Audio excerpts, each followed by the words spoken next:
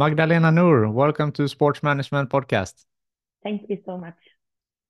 You are the head of sustainability at the Malmö FF, a Swedish football club. So can you tell us a little bit about this role and what you do? Well, the position has been there for almost 10 years. But I've been having the position since last summer. And before that, I was working as a consultant for about 1 year um, within the sustainability. So my assignment there was actually to make a structure on how we are going to work with sustainability onwards, obviously together with the management group and the board. Um, so my role today is basically as a coordinator. So I'm coordinating all the sustainability work within the organization for our staff. We have about 120 full-time employees, and we have about 1,500 part-time employees working when there's a game and big conferences and so on.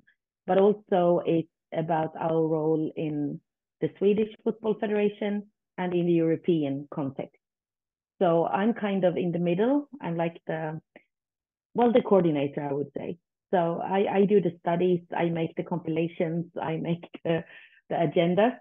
But the point is to get all my colleagues engaged in the work of sustainability within all dimensions, and to learn and to share what we have learned to the football and the sports community. So I would say coordinator. Interesting. So Malmö FF is a very strong club and a strong brand, both in Sweden but also internationally. So how are you using this reach that Malmö has from a sustainability standpoint? Yeah. Well, that's an interesting point because we lifted it before that we do have like an extra responsibility because we have a strong brand, and we will reach audiences or individuals that normally won't read an article about sustainability or maybe not even watch a TV program. So what we're trying to do is to reach out to our audiences at the stadium in a game, or if we're having, as we also do, hosting big conferences and so on, that we are pitching simple small messages about, like the way of like putting posters on the back of the bathroom doors, for example, or putting assignments for people that please take care of your trash in this way because we are doing this and this with it. So, for example, for the last season or last year's season, we were plugging in every game we had, every home game.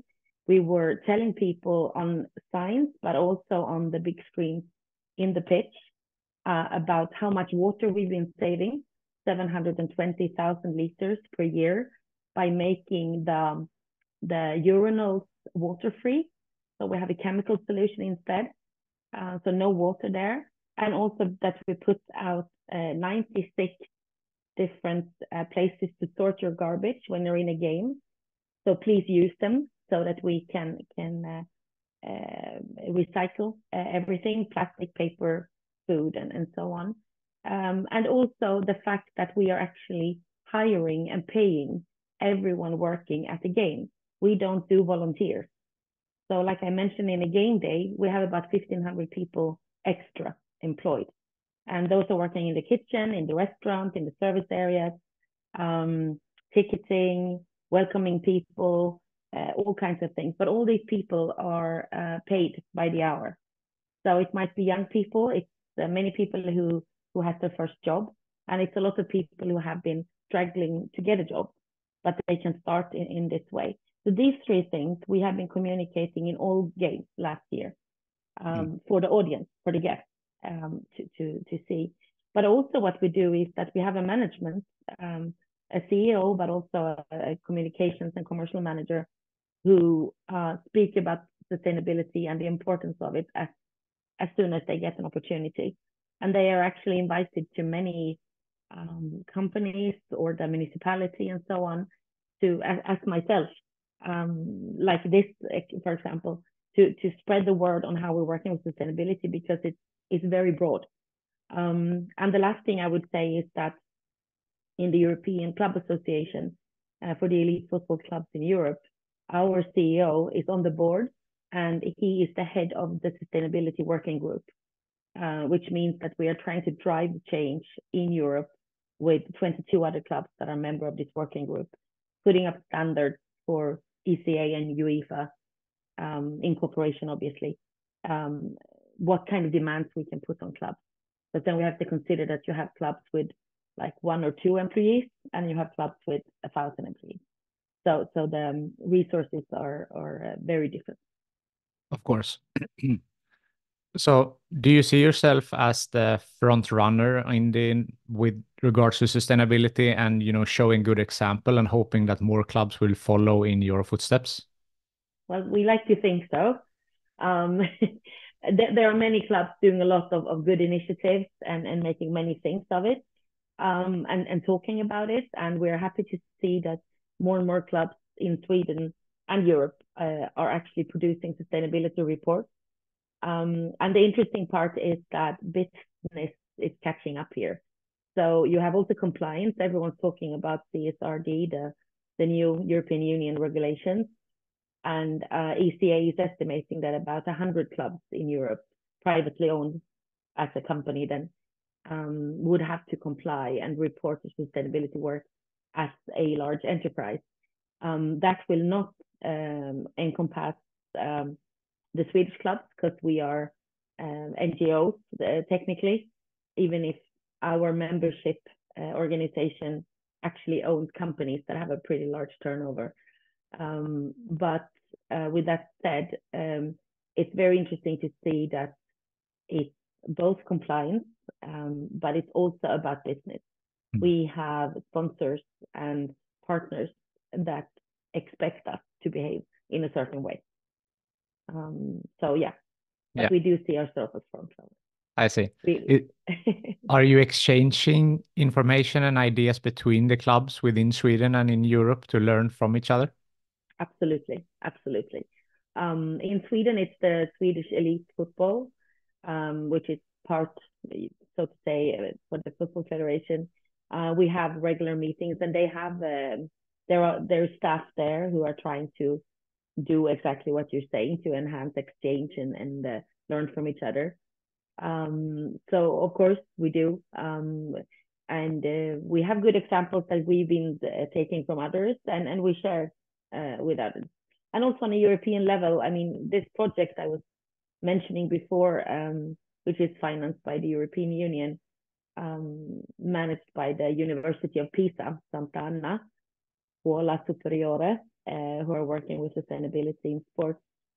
There we are doing an ISO certification 14001, and that's with Betis, Sevilla, and Porto, AC Porto, and then the Romanian Football Federation. So they are actually already certified, but they are focusing on the environmental part. And for us, Malmö FF, we have historically been focusing on the social part, inclusion with school children and unemployed, and cooperating with the society and the municipality. But we are like getting more into the environmental part in different aspects. So I would say there is a big exchange. And also, I mean, to get the UEFA license to play in Europe, you have to have an appointed sustainability officer. It doesn't have to be a full time, because you can't demand that of smaller organizations. But I just recently, last week, signed a paper that Malmö FF needs to deliver to UEFA, that yes, I'm in charge of sustainability in the club, and that you need for the license. I also think that because the standard in general in Sweden are relatively high, we are expected to pitch in. We're expected to do things. One challenge is that for sports organizations to drive change in Sweden is that most organizations do not own their own facilities. We have a Eleda stadium, and there are 2 other elite clubs that own their own stadiums in Sweden. But for the rest of the clubs, it's rented by the municipality. which means that in one way you can't control it totally, and in another way you can't demand. There is a small clash in Sweden that the football clubs or other organizations in sports are demanding facilities from the municipalities, but they have to prioritize money between school and other things also. So it's different in different countries, what you can control and what you can enhance. But yeah, there's definitely a big exchange. I see. So you mentioned some great initiatives with you said with the urinals to cut down on water and with the recycling bins and so forth. There is also, like, when you're talking about a team, there's a lot of travel and maybe what you eat and the kit that they are wearing. So are there some other, sustainable initiatives with regards to the team? Definitely, within all the areas that you're mentioning. And part of this ISO certification 14001 that we're doing is to make like an inventory. So it's very obvious, these areas that you mentioned, but also other things that have popped up. But within food, I would say, for example, that we are serving great amounts of food, large amounts of food, obviously at the games. Then we have about 2,500 VIP servings, but we also sell 9,000 hot dogs in the in the stadium every game, and of course a lot of other items. But we also have a lunch restaurant in our stadium where we serve 200 lunches every day, every working day. And we also have a high school within our building, focused on sports. And there are 600 high school students having lunch every day. So we are buying enormous amounts of food, different kinds of food. And there are challenges, obviously, to get them as ecological as possible with as small transport distance as possible, because it doesn't always apprehend. And also because if we are asking for, let's say, sustainable, ecological vegetables, maybe one farmer don't have the possibility to deliver the full amount because we need an extensive amount of food of every kind.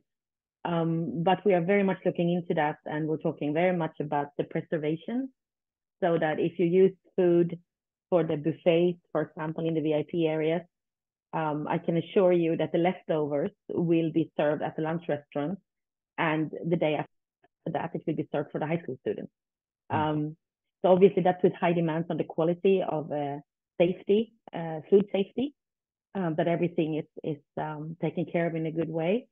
But it's big things and small things. So it's about, we're not using any plastic items anymore. We only have reusable items.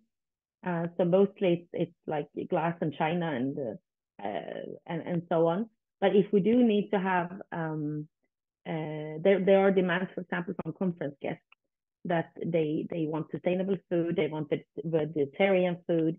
One thing that is actually very simple and very effective that we've been doing last year, and that's the kitchen staff who invented it themselves. But we used to have, in the lunch restaurant, we used to have 3 courses. So one was meat, one was soup, and one was vegetarian. And it was named those 3 things.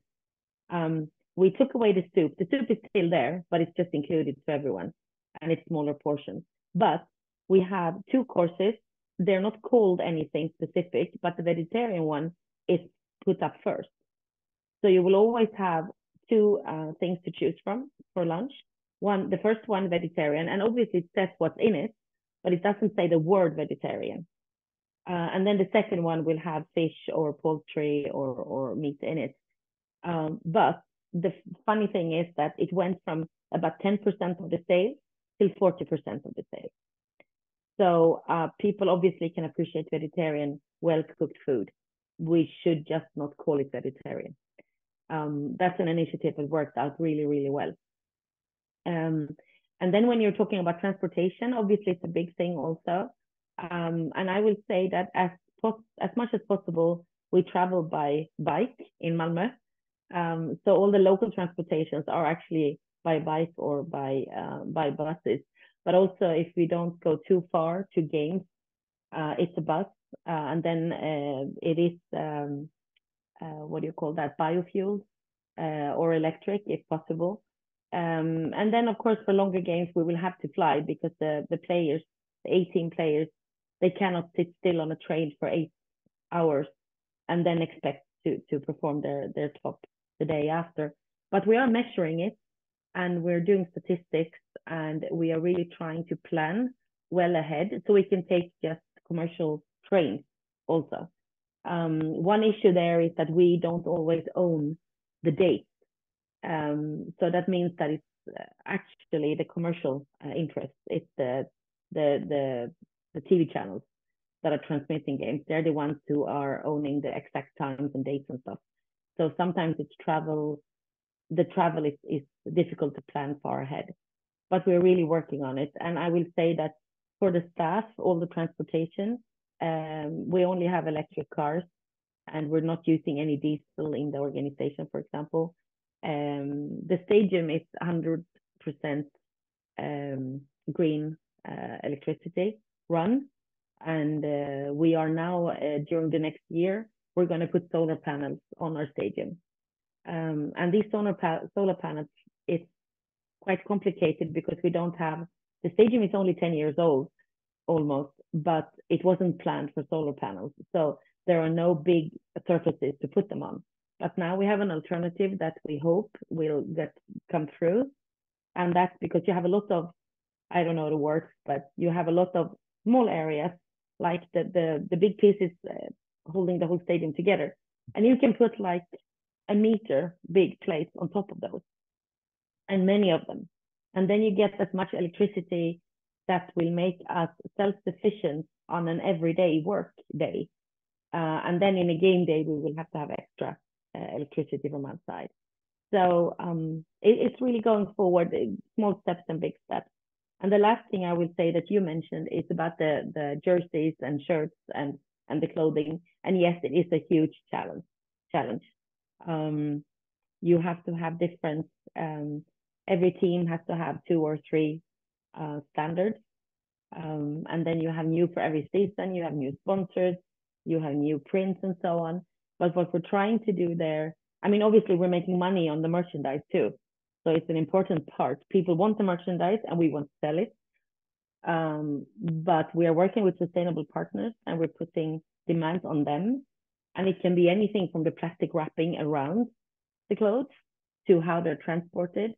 And one thing we did for quite some time is that we always get like unprinted jerseys to our shop, and then we print it ourselves.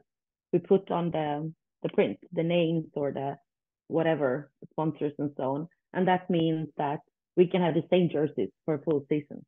It's not like it's coming already printed and then, oh, we have leftovers. Mm-hmm. And then actually we are doing recycling with a charity organization in Malmö. So old jerseys that we're not going to use anymore, we give them to the charity, and they're selling them at their price in their secondhand store. That's great. And that is great. And also we've been doing helping them to get other types of clothes at games, where we were encouraging the audience to bring clothes they want to donate, and then we were putting up big paper bins and collected it and transported it. So it's difficult. I mean, it's all in the big strategy that always think recycling, and that's where we get to the one very important part of my work, which is the engagement of the staff. That you always think like one step ahead, or try to take a step back and think before you order something. And we are really encouraging people to do that. Sometimes it works out well, sometimes it doesn't. It gets more expensive, or it takes more transportation, or whatever. But we are really trying to change different things. And sometimes it's really, really easy. Like I said, the vegetarian food. And another thing that the kitchen did was they used to get bake-off bread. And then they were just thinking, but if we bake our own bread, how difficult is it? Do we have the machine for it? And how much bread do we actually serve? And then they figured out that no, it's okay, we can do it ourselves. And so they started the next day. So then we saved the transportation of ready-made bread within plastic. So instead, we're getting flour and water. That's what you need to make bread. So small steps. Yeah. No, that's amazing.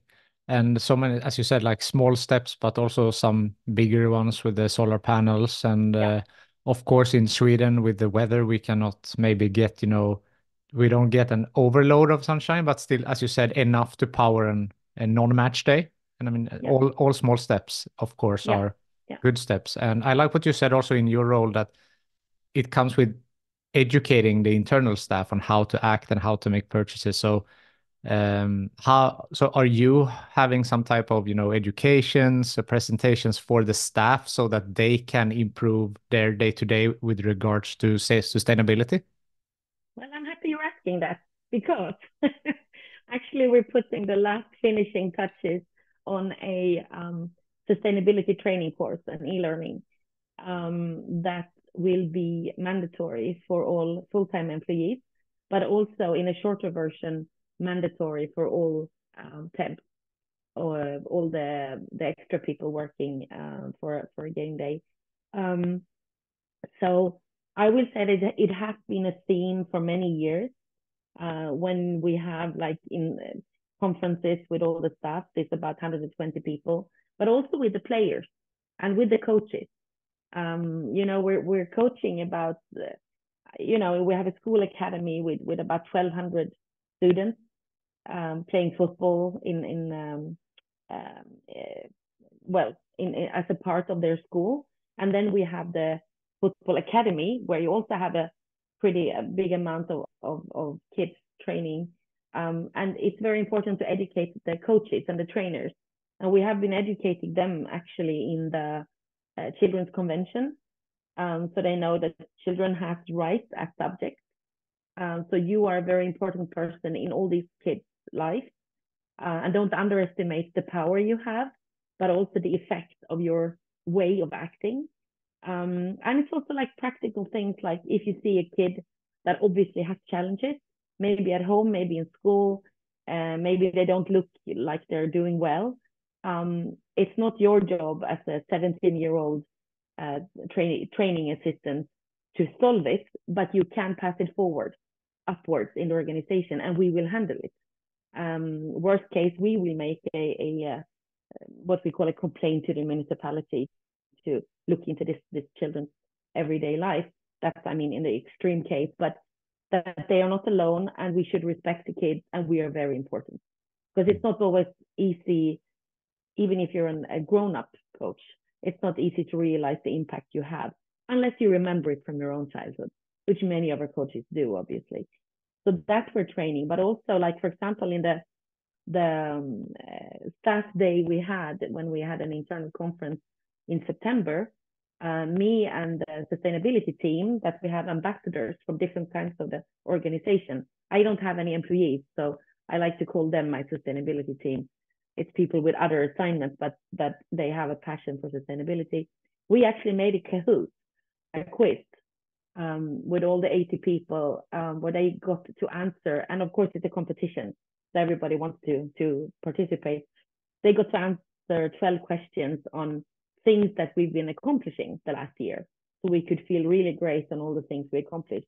And that was a great moment of us to also talk about the right answer to the question just after people answered the Kahoot. And in the end of the day there, we also asked everyone to pitch in and send email.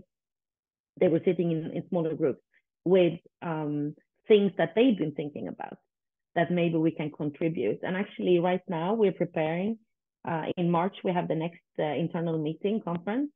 And then we will, of course, give feedback. We got about 70 suggestions on things to do. And some of them are actually already solved, but there's an information gap. So that's really good to know. So we will give the information, but there are also really good ideas. Some of them are not realistic. Some of them are too expensive. Some of them will probably not work. We might try them. And some of them we're actually already working on, but people in the financial department, they are not aware of what people are doing in the kitchen. So, we really try to enhance that. But I will say we're doing our like I said, putting the finishing on this e-learning that everyone will partake. And the good thing is that we're also giving this to our sponsors, all the partnership companies. They have already been asked to do our what do you call that? Like with our basic values. Like if we're happy to have you as a partner. We'd like to share our values with you, so you are aware of how we think in the organization. But now we will also, by time, we will add this e-learning for partners and sponsors, so they can get a hint of how we're working in an everyday life. But the second thing is obviously that we're doing a sustainability report, the third one that we're producing, and that is more for official presentation. But hopefully some of the staff will also read it. So we are training, but you were saying this about educating, and that is a big part of it. But I would say that the most important part is to encourage and to give courage to try things. And that is up to our management group with our CEO, the commercial manager, and everyone else to really make it completely clear that just do it. Let's try. Let's see how it works out. Can we find a partner to help us do it even better? Or do we do it internally? Do we do it? Can we hire the services? How much does it cost? What's the return on investment? But many times we actually save money on doing it more sustainable. So I would say to encourage and to educate. Yes. Yeah. No, I'm sure that you save a lot of money. And from a commercial standpoint, it's also very important because you're having the sustainable mindset also when picking a partner, of course, but also maybe the partners put some pressure on you that we want to sponsor your club if you are doing these types of initiatives. So have you seen a difference when you're taking more initiatives like this, that more sponsors are eager to work together with you? Well, I'm afraid not that clear, not yet. What we do see is that people are, I don't know, large companies are just expecting that we do something. And I won't say it's like a hard demand, but they are putting questions. One thing that we do know is a unique selling point is all the social sustainable work we do. That we work against racism, we work against homophobia, we encourage the Pride movement, we work pretty hard on inclusion.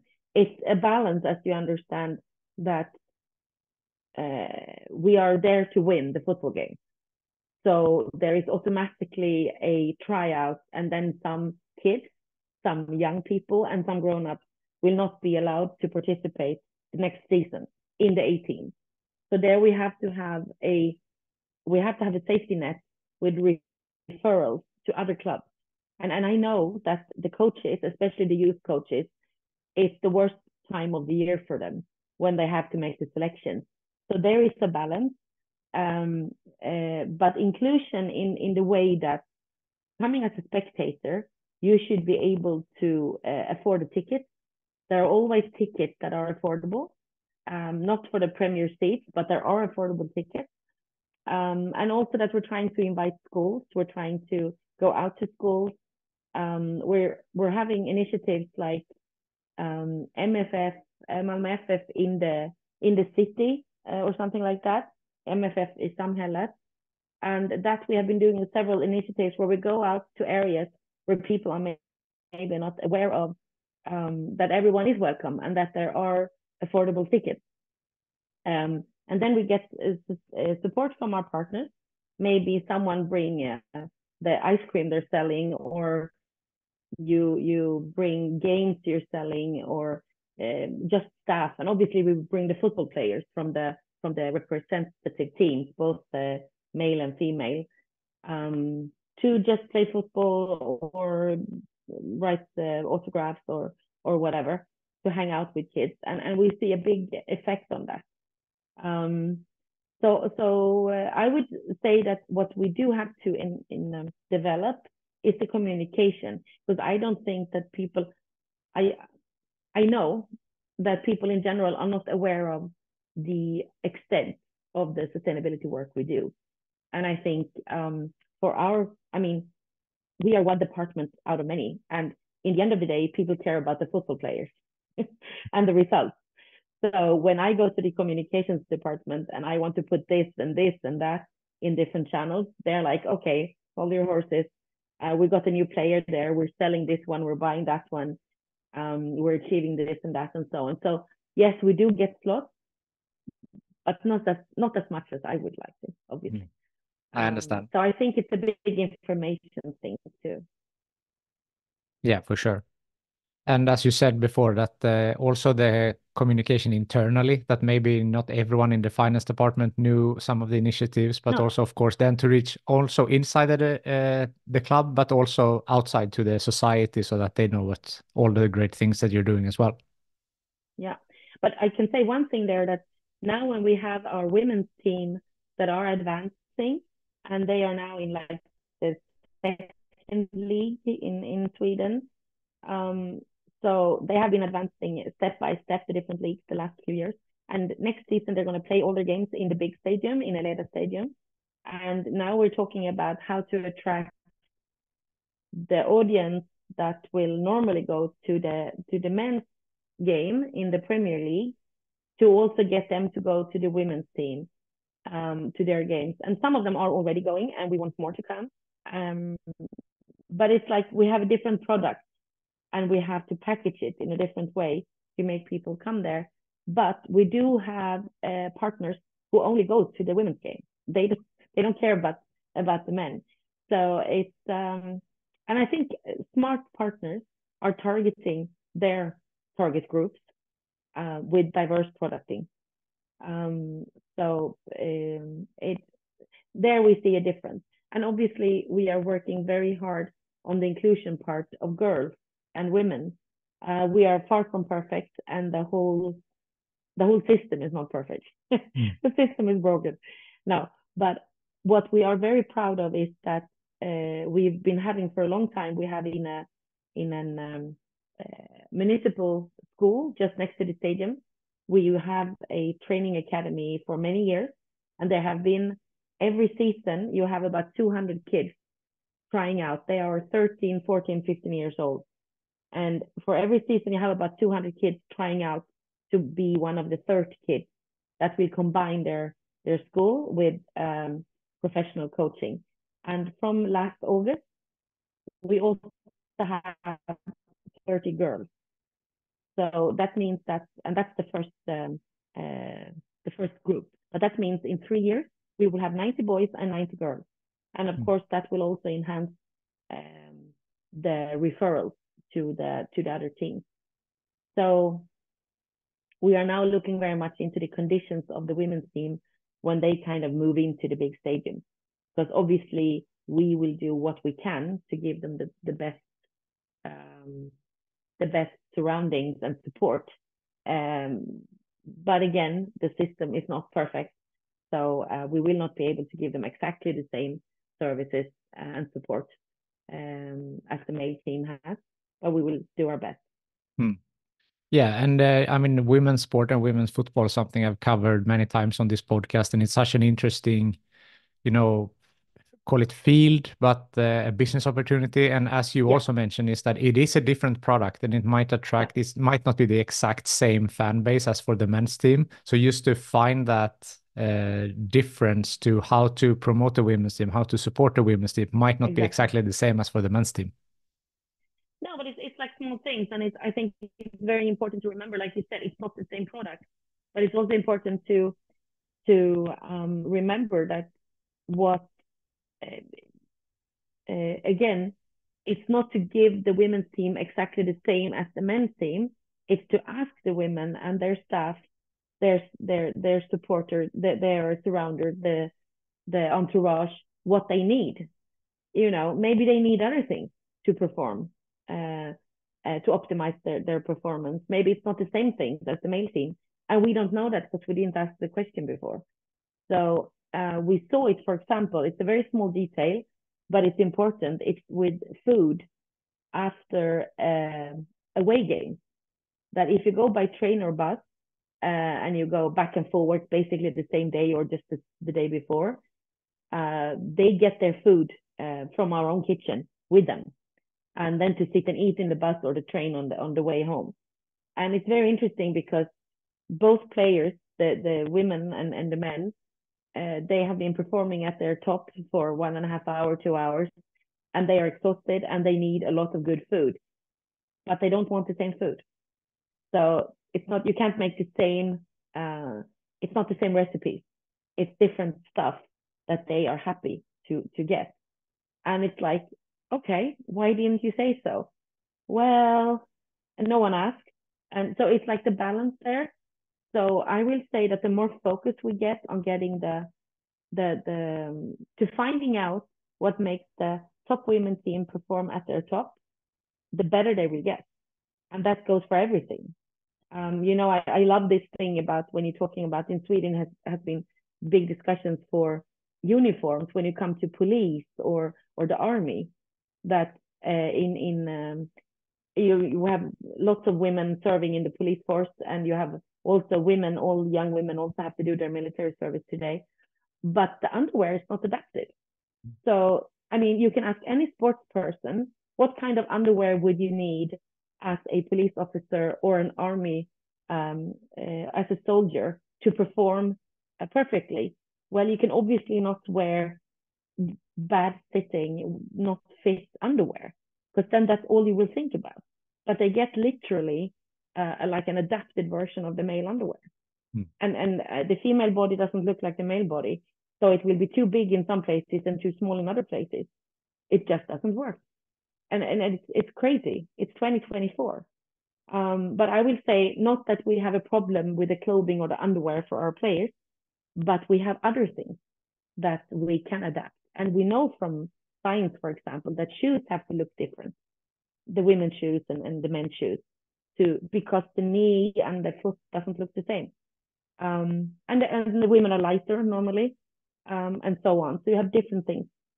Yeah. So that's an interesting journey that we are focusing on to be even better now, to figure out what can we do to get the most people coming to the games, and the women to perform at their top. Yeah. No, the last part there is so interesting. And it's not, of course, up to Malmö FF to solve that alone. But as we have mentioned, maybe you can put some pressure on the government or something, because that's something I've talked about also, that you mentioned that feet are different. Women generally have larger hips, which puts a different angle on the knees. And you see a lot of ACL injuries in the women's game, the different pitch. Exactly. Like there's so many things that needs to be considered. Yeah. The good thing is that, like you said, we obviously can't do it alone, but there are also large and resourceful clubs in Europe now focusing on these things. So the double teams clubs are getting more and more. And I'm really looking forward. It will be very exciting to see what the clubs in UK and France and Spain, Germany, and many other countries, what they come up with. Because I think, like you say, there's a lot of improvements to be done. Yeah. So, yeah. Yeah. If I'm interested in your background and how you got into sports, and I know that you have worked also with the Olympic movement. So can you give us a little bit talk about your background and how you got into sports and where you are now? Yeah. Well, I'm fascinating. Quite honestly, I don't care that much about sports, but I do care about people and how people work together and how you make people to perform at their top. I've been in the people business for 25 years, working with recruitment, staffing, but also organizational development and how to optimize teams. And then when the sustainability development goals and Agenda 2030 came around, and then today you have the inner development goals on leadership skills that you need to be able to reach the sustainable goals. It kind of makes perfect sense to me that if you want to perform at your top, you have to have a sustainable base. You have to, you have to feel comfortable with yourself. You have to be confident, not only in the sports part, but you also have to be pretty happy in your life in general to be able to perform the most. And that has, as I'm sure you're aware of, not been the story in back in the days. You know, you should push yourself, you should work as hard as possible, and so on. But I think today we see more and more an evaluation that even top players need to have a family life that functions. They perform better if they do. And my connection from the staffing and recruitment side coming into the Olympic Committee is that Adecco that I was a part of for 18 years still today have the athlete career program cooperation with the International Olympic Committee. And the purpose of that is exactly this, to make sure that Olympians have a possibility to educate themselves, to be able to have a good life after sport. Because if they're worried about their future, they won't perform at their best. And at the same time, in many countries around the world and in many sports, you don't make money doing your sport. You have to pay money to do your sport. And that means that what Adecco could offer was also part-time work. So, for example, large companies, international companies, you could be hired the time you are able to work, you will be paid, but then they're also okay with you going away for 2 months for doing some kind of competition or the Olympics or whatever. So that was the way in, and that work I was doing in Sweden and in Denmark when I was posted in Denmark. And then also I got to be on the global steering committee, working as a representative from the staffing department. So it really opened my eyes in the way of that it's the same within business as it is in sports. And the good thing about working with sports is that people truly believe that they're going to be the best in the world, because that's why they're doing it. And that not only goes for Olympians. My Siri started talking here. I don't know. I'm going to turn her off. So that's why I got fascinated by sports, because it's what I've been working with. It's the full person, the whole person, and how you win the game by being a full person. And then you have to make sure everything is in place. That if you know, all football players, they're good at playing football, but they have different interests. So maybe then you can let them educate themselves in different areas. On the level where I'm working now, they are getting paid, sometimes a lot, sometimes at least reasonably. They don't have to work on the side. But it's also interesting, I will go back to the women's team, that this season, because the women players, they're still in now, like I said, in the second league.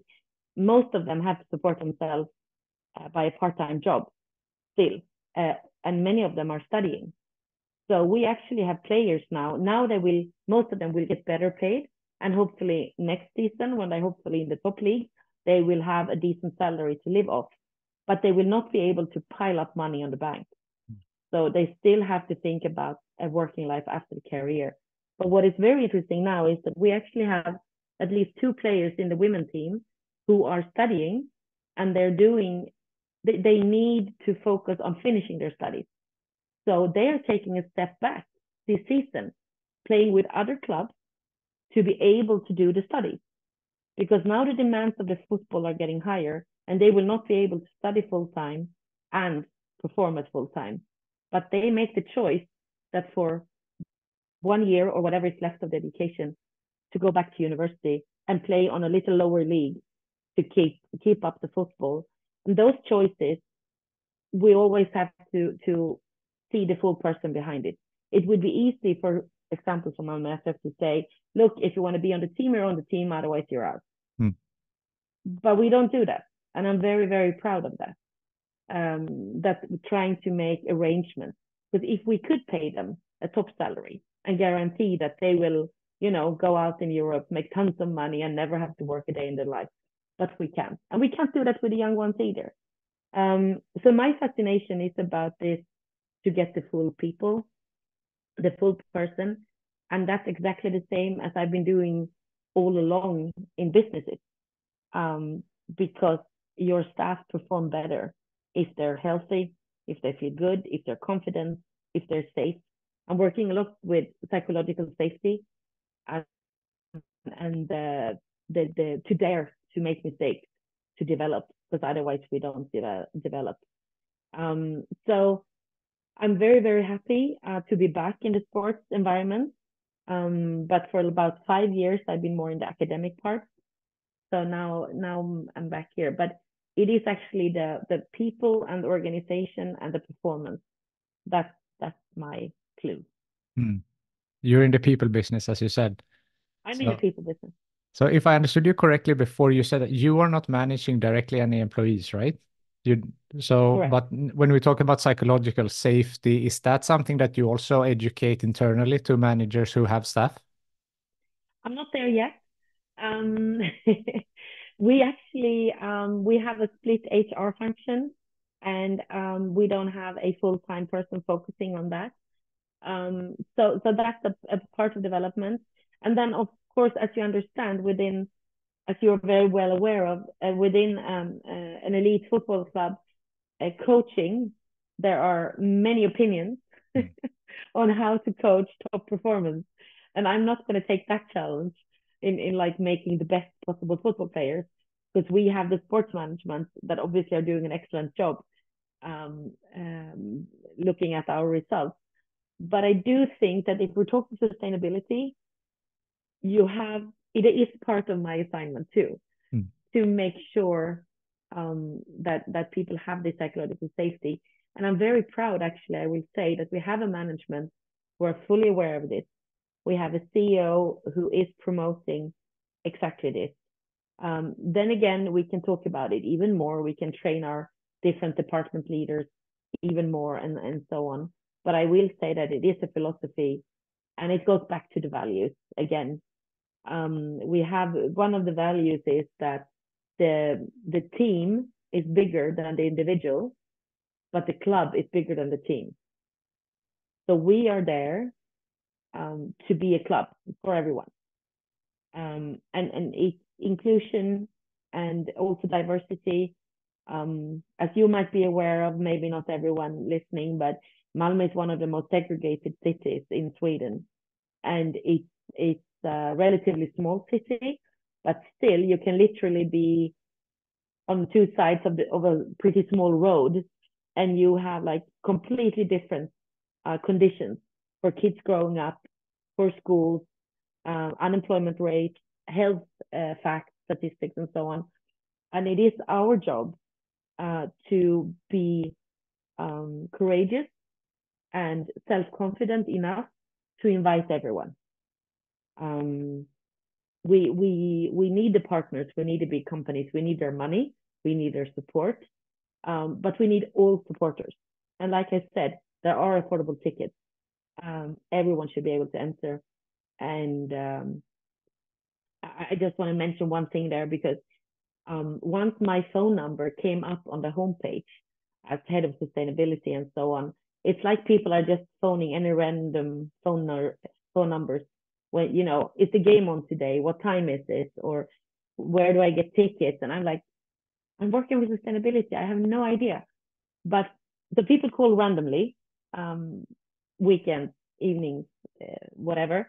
But when you do get calls, like a call I got last autumn, it's worth everything, because it was a young boy, and he was calling me, and he said, I heard obviously that I heard that it was a young boy, maybe 10, 11 years old, and I could almost hear the parents next to him encouraging him to make the call. And then he was saying, like, what time is the women's game today? And it was like 10 o'clock Saturday. And I was thinking, I think it's 3 o'clock. But maybe you could look it up, because I'm not 100% sure, but I think it's 3 o'clock. And then he said, okay. And then he was quiet. And I said, was it anything else you wanted to ask? And he was then saying, do you think I could be there to help with the ball? Like being the one who's picking up the balls when they go astray. And I was like, I'm so sorry, I have no idea, but I know the entrance is free for kids. How old are you? And then he said he was 11 or something. And I said, are you able to get to the stadium today? Could your parents take you there? And he's like, yeah, of course. I'm playing in this team there and there, and we are going to the game. So it's like I couldn't solve his wishes that day, but that a young kid picks up and also knows it was a boy going to the women's game. These are also idols, even if you might not think so. So then it's okay, just call me. I will try to answer your questions. So that is the club we want to be. You should be able to call and ask how to get to the game, how do I get involved, and then go there. And I really hope they let him in and let him help with the ball. I have no idea. Yeah, I hope so too. I have read that you're an incurable optimist, which I assume comes in handy when we're having the role that you have. Yeah, it goes back to all my days as a manager, where I found out that if things go wrong or if things are hard and harsh, it's okay to have a breakdown. But if you continue, nothing. I mean, if you can't affect the things that happened, there is really no point. And I always, I also obviously I'm not cheering every day, but I do make an effort when I go into an office or into a group of colleagues or into a client in general to be very optimistic about it. Because smiles are contagious. And it's fun also, like there is this saying that if you go around smiling, you will always annoy someone. Because it gives an effect. And there's a reason why it is like laughing yoga and so on, why it works, because you fool the body. I really believe I'm very much into neurosciences. I love to study how the brain works. I mean, I'm a behavioral political science major, but I do like to understand this with the different chemical substances that make us react in different ways, and it works. I love the thesis of the power poses, that if you like, put your body in a position that like you just won, the body will think that you won, and it will be easier to actually go and win. And it's exactly the same with this being an optimist, that it's okay to have a breakdown. It's okay to get angry. It's okay to be sad, but just for so long time. Then you have to continue because no one will thank you. And the only person being miserable is going to be yourself. So yes, you can say incurable optimist. Sometimes I've even been told I'm provocative, provocatively optimistic. But it's true. It's the true tool, I would say. And it's not, oh, you don't understand how bad it actually is. And well, I do actually understand, but I choose to continue. So it gets older. It gets easier as I get older. When I was a younger blonde, I was always told that I didn't really understand. It's more difficult to tell me that the older I get. So, I mean, why put more mystery in your own life? Things might be miserable, but let's try to change it and go on instead. Yeah, I love that. What would be your best advice for women who wants to pursue a career in sports? Wow. Choose the right sport. No, but believe in yourself, but make sure that you are comfortable with the things asked of you. I mean, you have to look out for yourself, especially if you're a woman in sports. There will be people seeing your talent who will want to use it, and I will also say almost explore it, and exploit it. So make sure that you do things that you're comfortable with, and that goes for clothing. I'm thinking about beach volleyball teams, for example. Make sure that you're comfortable with sponsor contracts, what they want you to do and perform. It's your integrity, and watch out for yourself. And then just give it a shot. you can be as good as anyone else. Believe in yourself and go for it. But don't lose the integrity in the way, because there are so many people still, like I said, again, the system is broken. It's not only football, it's all sports. Young girls are asked to do weird things. I'm not talking illegal stuff. I'm not talking exploitation stuff. I'm talking about going smiling in places so that sponsors might want to give you some money because of your smile. That's not it. I love stories like this. I don't remember her name now, unfortunately, but this American female runner, 100 meters, who lost her contract with Nike because she got pregnant. Mm. She was pregnant, she had her baby, then she made her own sports shoes, and she got new contracts with other big companies. You know, the systems are changing. So believe in yourself and make sure that you have insurances, you have maybe not the highest salary, but that you are safe and your integrity is intact. That I would say. Yeah, that's a good one. Is there something I haven't asked you yet that you feel is important to mention? Well, we haven't talked about Lennart. Lennart, Lennart Johansson, he used to be the head of UEFA, yeah. a Swedish man. And he is also the popular name of the trophy you get when you win the Swedish Premier League. And it is now in our custody again since November. We won the Swedish National League last year. And I will say a small part of it is our sustainability work. I'm glad to hear it. The last question that I ask everyone is, who from your network do you think would be a good guest on this podcast? Oh, I've been thinking about that. It's very, very difficult. But I assume it has to be sports. And I would say someone in about the communication. I would actually say Claire Poole. Claire Poole is a communication specialist who is organizing the Sports Positive Conference. But she's a communication specialist within sport.